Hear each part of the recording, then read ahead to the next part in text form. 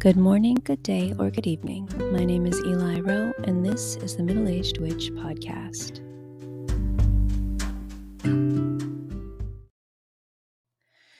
Hello, and thank you for joining me today. We are in the first week of Mercury retrograde, and it is already on its bullshit. And we have a solar eclipse coming this Monday, which is the 8th of April, and this, of course, coincides with the new moon in Aries. So the energy around us is right now like very tumultuous. You know, we might have very low energy. We might get sick, which I was sick as hell for a week leading into retrograde, just absolutely sapped of energy. So, let's give ourselves some grace and prioritize rest and just let ourselves get through this very big energy shift. And while we acclimate to the new frequency, let's talk today about witchcraft tools. Now, I have often said that we witches don't actually need tools, and that's the truth. We really don't.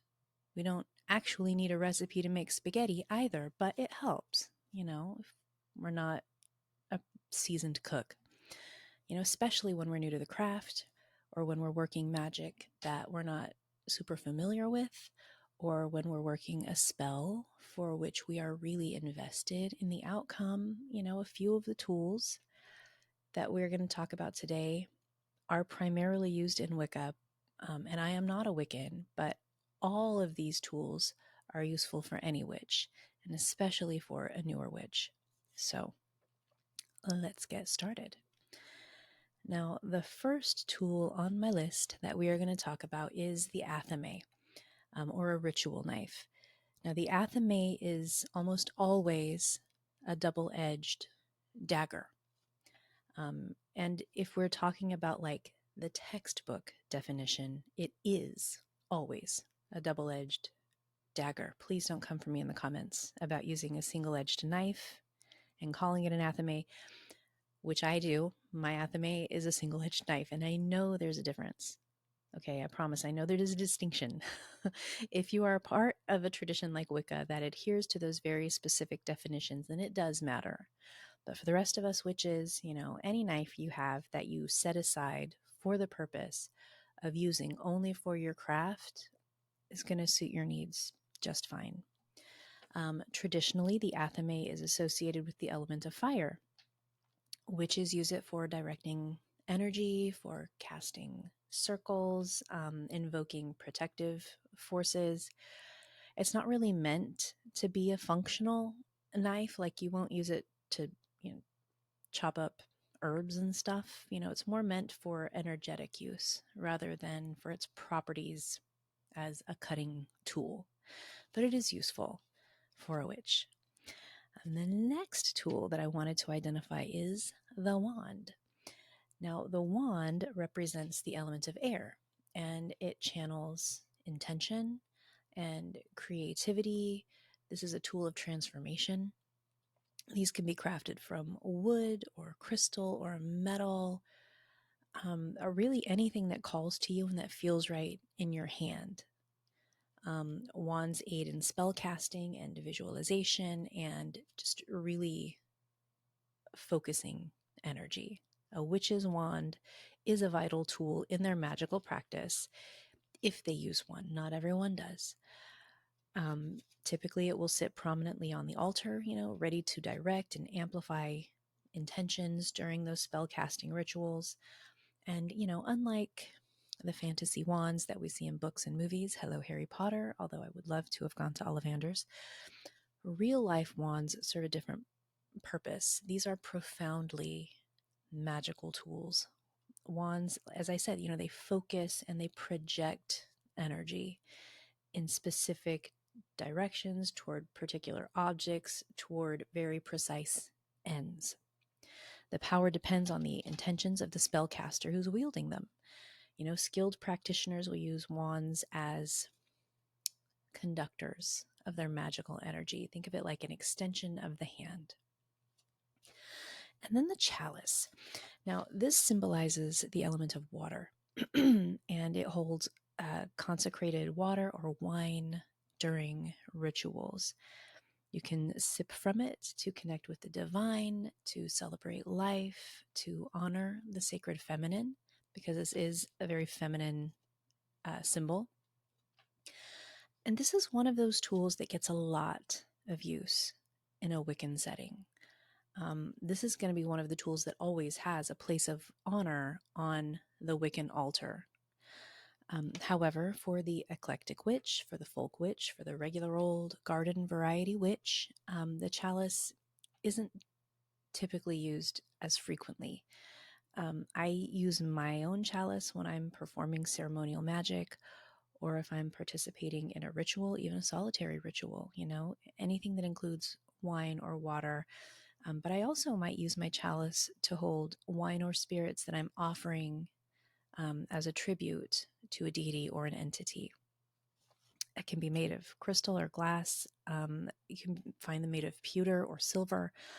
And, they can come from anywhere. They don't have to be like, hewn from the living rock of some mountain or anything. You could probably spend a couple hours at a thrift shop or an antique store just finding one that has good energy and that feels like it wants to be used for your purpose. But I do feel like if you're going to have a chalice, it should be set aside for that purpose, like your athame. I don't just go grab any old glass from the cupboard when I'm making an offering or when I'm using it for a ritual. It doesn't have to be expensive. It doesn't. But it should be set aside for this specific purpose. And the altar pentacle. Now, I waffled a bit about including this one because the altar pentacle is definitely something that's used almost exclusively in Wicca. But because it is something that will often come up when new witches are researching the craft, I just felt like it was worth giving it an explanation. The altar pentacle is flat. It's a disc-shaped tool. It's inscribed with a pentagram or carved with a pentagram, which is the 5-pointed star. And this embodies the earth element. This represents protection and balance and manifestation. Now, the altar pentacle is cool to look at, even if you're not a Wiccan, and they do make a great altar decoration. And the pentacle of itself is such a powerful symbol of protection. I do have one. I could not for the life of me remember what the hell I've done with it. One of my daughters may have stolen it for all I know. But, they're not typically very big, maybe, 4 or 5 inches in diameter. But that's what they are. As a tool, they're purely symbolic. The altar pentacle. The broom. The broom, not just for sweeping floors. Witches, we use this to cleanse our spaces, to symbolically sweep away negativity, to prepare the ritual area. This is a potent tool for cleansing, for energy clearing. We did an entire episode on broom magic, and I will link to that in this episode's description. But the broom or the besom for witches, it doesn't always have to be like a full-size broom. It's usually not. In fact, they can often be very small. They're just right for using at your altar, for use in your magic. Now let's talk about candles as a tool. Candles are incredibly versatile. Each color can correspond to a specific intention. You can use green for prosperity and red for passion. And we've done episodes about color correspondences, and I'll link that too. But we can also carve our intentions into the wax as a means of solidifying our specific desires. We can dress the candles with ritual oils and with herbs to support our spell work.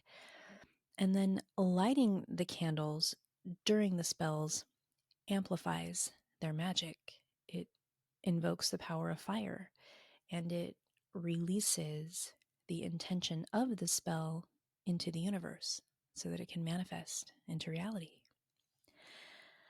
Crystals and gemstones. Ooh, this seems like super basic, obvious witch shit. I know this, but crystals are tools. Crystals carry unique energies. Amethyst enhances intuition, and quartz amplifies just about any energy. I've done an episode on crystals. I'll link it before I get too deep in the weeds, just naming all my favorite crystals and their uses. But to sum it all up, no matter what our intention may be, no matter what our needs are, there's a crystal for it. Witches use them for healing, for divination, for protection. We can use them in conjunction with our more elaborate spell work, or simply carrying the stone itself is the spell, But when it comes to getting the most bang for your buck, doing a little free online research to find out what crystals will suit your needs best, and then sourcing ethical and affordable crystals to fill those needs, it's going to be time and money well spent, because crystals can be recharged and reused basically indefinitely. And next on my list, the Book of Shadows. Okay, so the Book of Shadows is a personal grimoire. This is where witches record our spells, our rituals, our dreams, our magical experiences. It's a treasure trove of wisdom. This is a living journal of our journey as a witch. This is where we keep all of our knowledge, all of our spell work, all of our private thoughts as we navigate our craft. And once again, I'll link to the grimoire episode that we did. But once again, this does not have to be an expensive undertaking. A notebook can be a grimoire. It can be as simple or as elaborate as you would like it to be. But the most important thing we can do to help ourselves grow as witches is to write everything down. Write down our incantations, our premonitions, our weird dreams, all those synchronicities that happen to us as we go about our days. The Book of Shadows, this is a record of our craft and of everything that we've talked about today and will talk about today. I would say if I had to only choose one thing on my list, keeping a Book of Shadows would be it. And the cauldron. So the cauldron, this is synonymous with transformation. We use it for brewing potions, for scrying, for connecting to the spirit world. I use mine to burn my spells because it's made of cast iron, so it's fire safe. And I didn't get a cauldron right out of the gate. I was at least a couple years on my journey before I finally bought one, because they are not cheap. They're probably the most expensive thing on this list, unless you go crazy buying crystals, which you shouldn't do. Or do it. I don't give a shit. I have so many crystals. It's shameful. But, I do have a small cauldron that I use all the time. But I also finally treated myself to a really big one, and I do love it. So if, this is something that you can afford, if you can justify the expense, I do love a cauldron. Incense. So incense purifies the air. It sets the mood.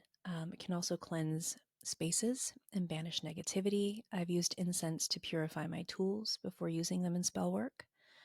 I'll use incense to purify a jar before I create a spell jar. If I'm making a mojo bag, I'll run the bag through the incense smoke before I start filling it. It's so versatile. And incense is so cheap. You can find incense that's tailored to your precise intentions. And you can use it to cast a circle. If I don't want to use salt or water or something else to create a ritual circle, I'll light an incense stick and use that to draw my circle. I love incense. Love it. Did an episode. I'll link it. And then tarot cards and runes. This is another addition to this list that I went back and forth on including, but ultimately I did decide that it was worth talking about. Yes, tarot decks can be pricey, but runes can be homemade, and they can be made of anything. You find a couple dozen stones that are roughly the same size, you get yourself a Sharpie, and you're in business. Runes and tarot are so special for offering divination insights. They help us tap into our intuition and to receive guidance. We can use tarot and runes to communicate with spirits, and they're just such a great way to stretch and to flex those muscles that we can find very difficult to learn to use. And then the last thing on my list that I wanted to talk about are anointing oils. Anointing oils or ritual oils, these infuse objects with magical energy. We can create our own blends using herbs and essential oils. I have done more episodes on anointing oils than probably anything else, if I had to guess. But it's got to be at the top of my list because oils are so useful in the craft. We can anoint our candles. We can anoint our tools, our poppets, our mojo bags. We can anoint ourselves. We can create the most specific blends you can imagine to support the most specific spell work that we will ever do. So we just need to remember that witchcraft tools, these are tools, they're conduits. They're not crutches. They amplify our innate power and they help us to connect to the unseen realms. But we don't require them. And as we progress in our craft, we may find that we use them less and less. But as we explore our craft, we just need to let our intuition guide our choices and just remember that these tools can really help us to build our confidence and to refine our practice. So, thank you for being with me today. As always, it has been an absolute joy. We'll talk again next week. My name is Eliro, and this is the Middle-Aged Witch Podcast.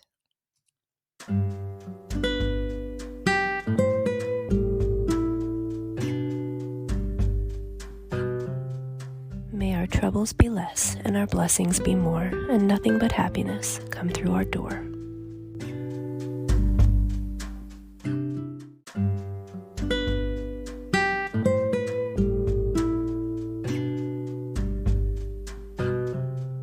The information presented is the author's opinion and does not constitute any health or medical advice.